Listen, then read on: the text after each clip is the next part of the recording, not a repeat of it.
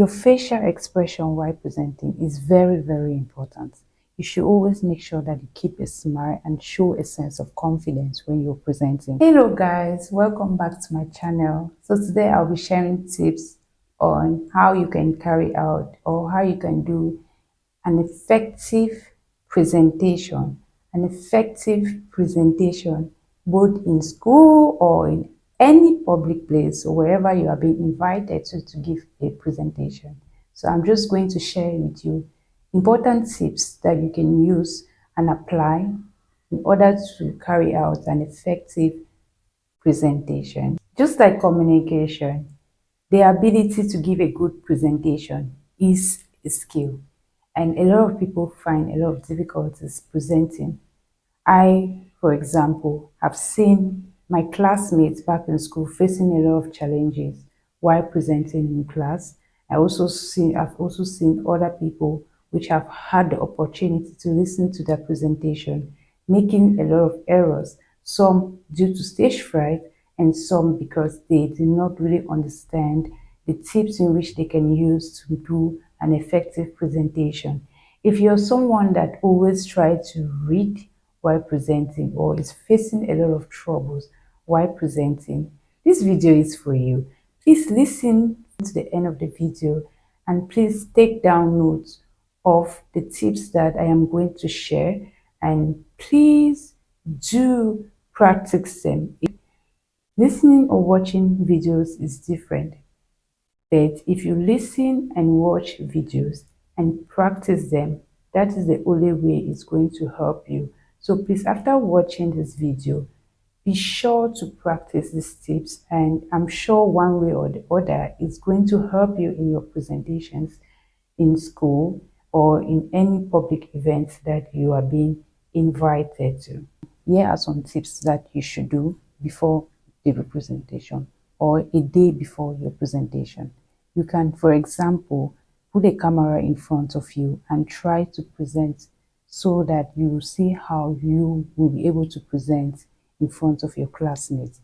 And once you present in front of the camera, you watch the video and try to review your presentation and grade yourself based on what you see. If there are errors that you would like to correct, then you can always correct it then. And aside of that, if you're someone who is suffering from stage fright or anxiety during presentations, it is always very important that you do your preparation before going on stage to present. The day before your preparation, you should present to yourself. You should study what you're supposed to present and understand it so well that even if there is a technical fault with your PowerPoint, you can be able to present it without using your PowerPoint or any notes.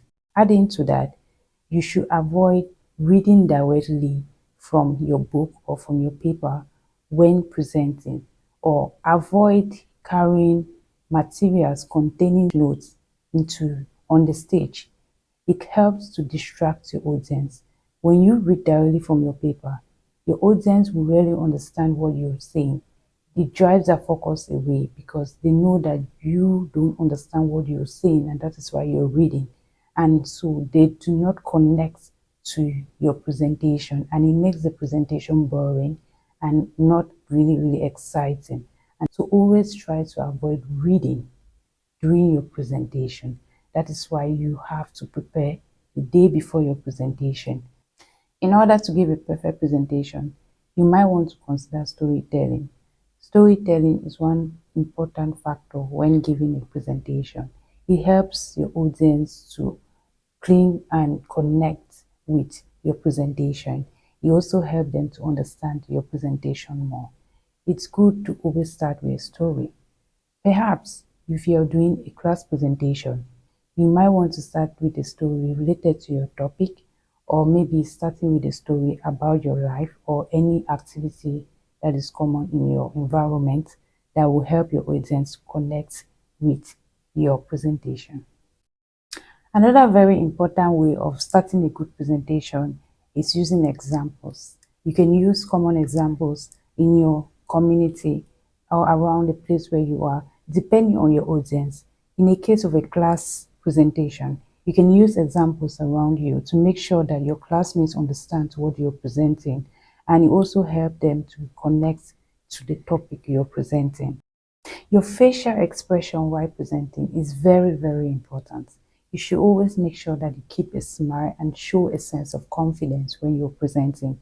If you are presenting in class, your friends seeing how smiling and how confident you look while presenting will make them to believe that you know exactly what you're saying. And please always make sure that every single thing that you want to present is what you know. Do not present things you don't know. In case of classrooms, when you present something you don't know, you help the teacher to ask you questions related to the stuff which you will not be able to explain or to answer the questions. So avoid things or avoid saying things that you don't know. And that is why it is always very important that before your presentation, try to carry out your research and learn those topics that you were asked to present on. It is not enough to do a PowerPoint only. It is also important that when you do a PowerPoint, you should also understand what you have put on your PowerPoint and also understand what you are going to present.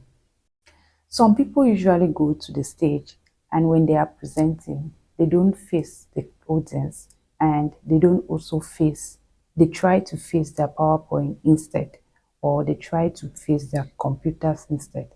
It is wrong, because once you don't face your audience, it feels like you are not talking to them. It feels like you are just making noise and expecting them to hear. You have to face your audience and talk to them, not talking at them, which means that you are connecting with a person, you are connecting with someone. It's just like when you're talking to your friend and explaining to your friend, it feels that you are connecting with your friend. So it's more like a discussion, but this time it's not like a two-way discussion.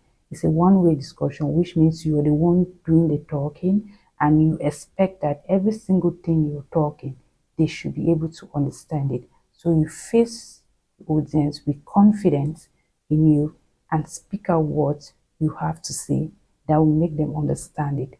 How you give your materials also matter. Present your material in a well-organized manner, which means your PowerPoint has to be exceptionally good. If you're lacking in PowerPoint organization, then you can always search for materials online, like what you're doing now. You're taking a good step. You can watch materials online on how to build perfect PowerPoint or good PowerPoint presentation. Always strive for perfection. Do your PowerPoint well structured.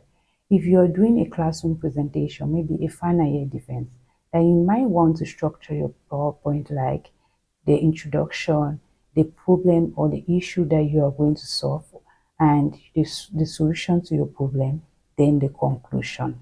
Then you can know how to structure it the way you are going to give it to the people, bringing in examples at every stage of which you want to move, and also bringing in life stories, real life stories. For example, your life story, how you want or how you realize the problem, why you realize this particular problem and decided to solve it, and speak it out. Once you say things related to you, it helps them to know or to connect to the reason why you did that particular project or the reason why you are doing that presentation. Speak the language your audience understand. Now, audience differs in different ways. If you're doing a classroom presentation to your classmates, it's different. You know what to say to your classmate because presentation differs based on levels. Public presentation in conferences will always be different.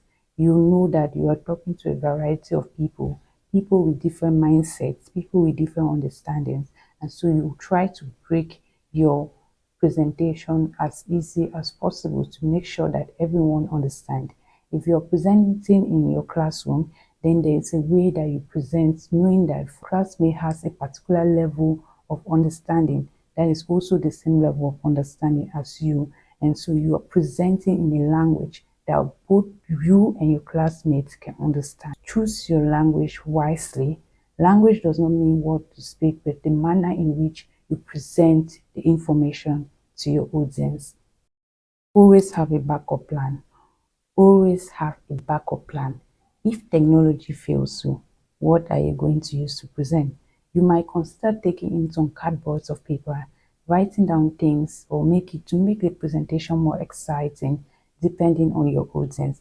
Maybe if technology fails, like maybe if there's an error with your laptop, you can present without using any PowerPoint, but then you can still have backups like cardboards that you can use to show to your audience, or you might have some jottings that you made down as notes, powerful jottings, which will guide you to make a perfect oral presentation without any backup PowerPoints.